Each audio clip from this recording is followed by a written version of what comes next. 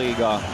Meija ir tas spēlētājs, kurš pēdējais ir no sastāvu pret Somijas izlasi. Pirms šī mača. Un šeit savainojam aiz vārtiem būs kāds no musējiem un nepieciešama arī ārstu palīdzību. Skatīsimies, kas tur īsti ir noticis.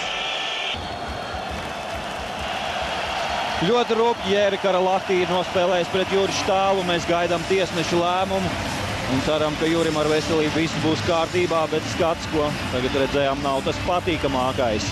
Grūdienas apmalē bija un vakar Baltkrievijas mačā ar ASV 2 minūtes tika piešķirts Andrejam Kaspīcinam. Tomēr komisija izskatīja šo incidentu un tika diskvalificēts uz vienu spēli Kaspīcins.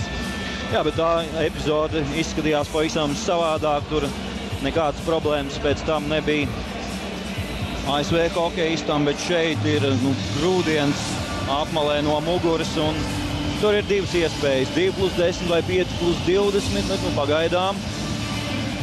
pagaidām vēl